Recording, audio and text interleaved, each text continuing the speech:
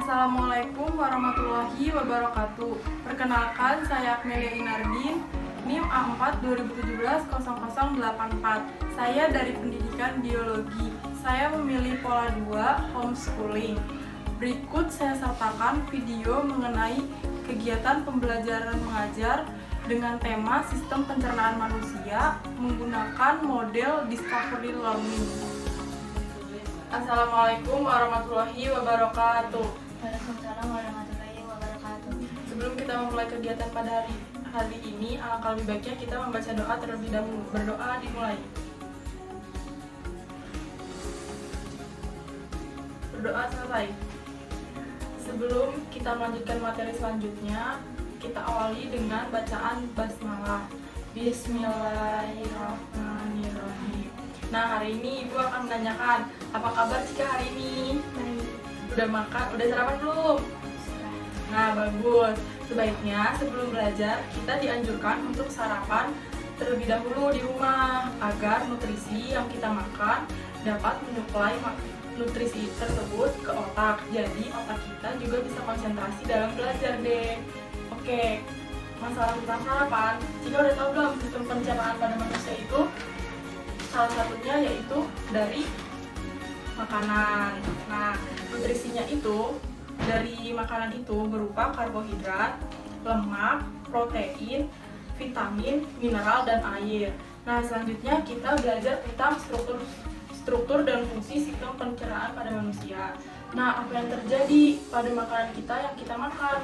Yuk, mari kita belajar di sistem pencernaan pada manusia. Nah, jadi sistem pencernaan pada manusia itu adalah proses pencernaan makanan yang kita makan, bentuknya masih kasar menjadi bentuk yang lebih halus. Jadi nanti diubah dari makanan yang kasar, nanti kalau kita makan masuk ke dalam tubuh kita itu berupa makanan yang sudah lebih halus dari makanan sebelumnya dan sederhana untuk diserap sehari-hari makanannya oleh tubuh. Jadi misalnya kita makan buah-buahan, nanti kan udah masuk ke dalam mulut, nanti akan dicerna oleh tubuh. Nah, itu yang dicerna oleh tubuh itu yaitu berupa sari-sari makanannya. Nah, tadi kan kita udah masuk ke makanan itu masuk melalui rongga mulut. Nah, sekarang terus lanjut ke kerongkongan. Nah, sekarang yang bagian ketiga yaitu lambung. Nih, pada lambung itu makanan dicerna secara mekanik dan kimiawi, dibagi menjadi dua, mekanik dan kimiawi. Nah, pencernaan makanan mekanik dilakukan oleh otot-otot lambung yang berkontraksi melakukan gerakan meremas atau menggiling makanan hingga menjadi bentuk yang lunak atau bubur makanan. Nah, di lambung ini terdiri dari asam klorida atau HCl yang berfungsi untuk membunuh bibit penyakit yang masuk bersama makanan. Nah, yang kedua ini ada enzim pepsin yang berfungsi untuk mengubah protein menjadi pepton. Yang ketiga ada enzim renin yang berfungsi mengumpulkan protein susu menjadi kasein. Nah, yang pertama itu ada usus 12 jari atau duodenum. Di sini panjangnya itu sekitar 1/3 meter di dalam usus 12 jari. Terjadi pencernaan makanan dengan bantuan getah pankreas. Jadi getah pankreas ini dihasilkan oleh kelenjar pankreas yang ada di pankreas. Getah pankreas sendiri itu yang mengandung beberapa enzim. Yang pertama itu ada enzim amilase, pepsin, sama lipase. Amilase ini berfungsi mengubah amilum menjadi maltosa atau monosakarida, dan tripsin ini mengubah pepton menjadi asam amino, dan yang terakhir itu ada lipase mengubah lemak menjadi asam lemak. Nah, selanjutnya kita tadi kan udah bahas tentang sistem pencernaan dari rongga mulut, terus masuk ke kerongkongan atau esofagus, terus dilanjut ke lambung, terus habis gitu kita ke usus halus dan usus besar, dan terakhir anus. Nah, sekarang Ibu punya pertanyaan, tapi sebelum kita masuk ke pertanyaan ini, kita tonton dulu ada videonya supaya lebih memperjelas.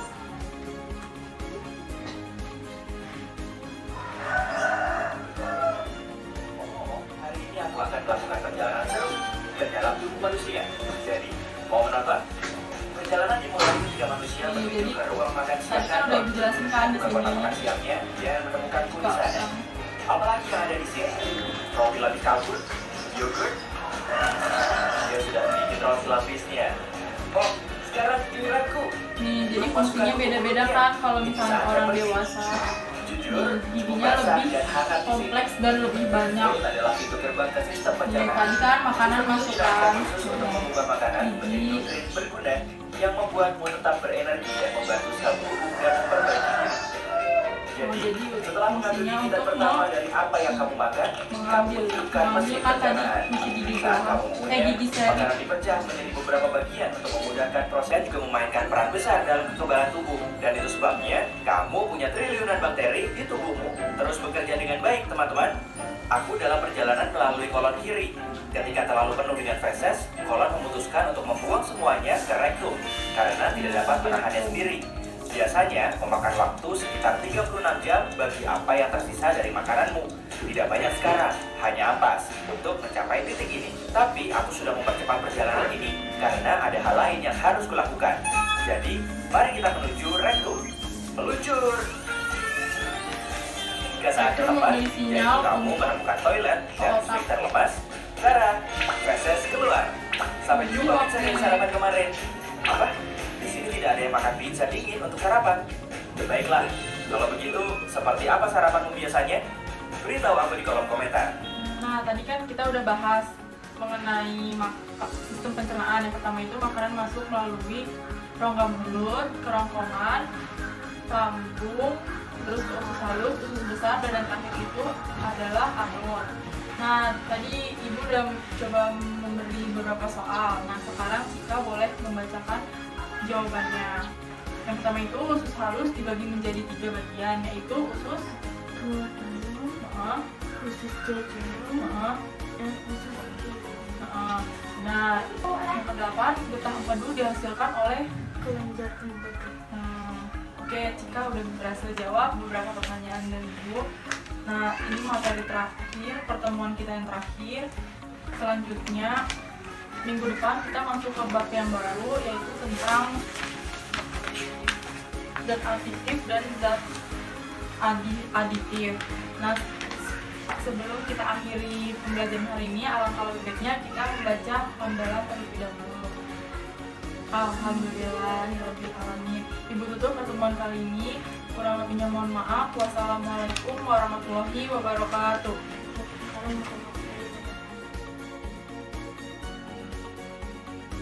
Terima kasih Bu telah mengajari aku. Semoga ilmu yang telah Ibu berikan akan selalu bermanfaat buat aku. Terima kasih Bu Akmel, sukses selalu.